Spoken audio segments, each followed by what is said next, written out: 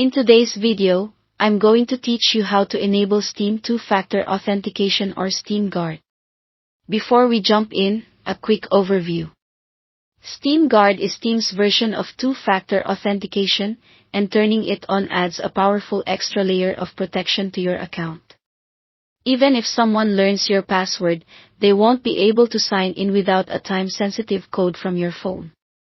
For this to work smoothly, make sure you're signed into the Steam desktop client and you have the official Steam mobile app installed on your phone and ready to go. A stable internet connection helps, and you'll want to allow the app camera access so you can scan a QR code during setup. Start on your computer inside the Steam client. Look to the top right corner of the window and click your username to open the account menu. From there, choose Account Details.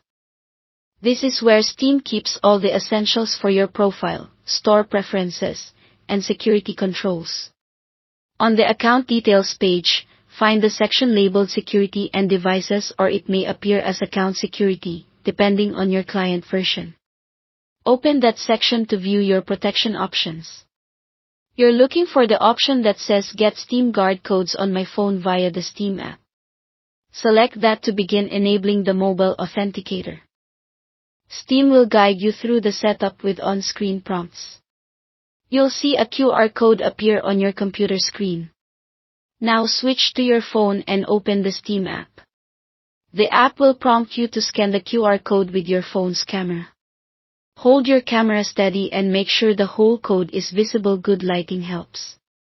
If you're asked for permissions, tap Allow so the app can access your camera for this step.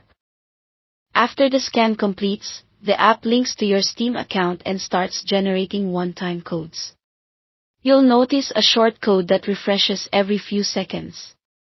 That's your Steam Guard code, and you'll use it when signing in on new devices or when Steam needs to confirm it's really you. Keep your phone secure and never share these codes with anyone. They are meant only for you.